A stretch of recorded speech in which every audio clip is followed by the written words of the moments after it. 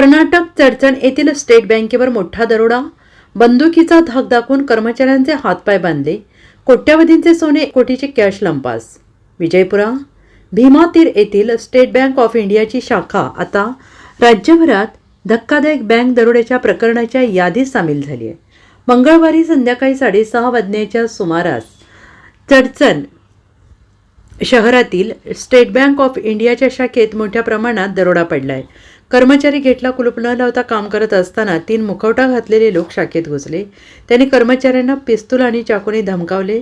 Strong रूममधून माहिती मिळाल्यानंतर त्यांनी कर्मचाऱ्यांना बांधले, गळा दाबला.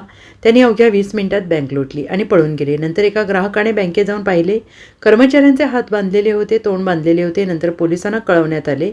पोलिसांनी घटनास्थळी धाव घेत तपास केला असता स्थानिकांनी विजयवाणीला सांगितले, स्टेट बँकेवर मोठा दरोडा टाकून तसेच बंदुकीचा धाक दाखवून कर्मचाऱ्यांचे हातपाय बांधले, कोट्यवधींचे सोने आणि 1 कोटीचे कॅश लंपास केल्याने राज्यभर खळबळ उडालेली आहे.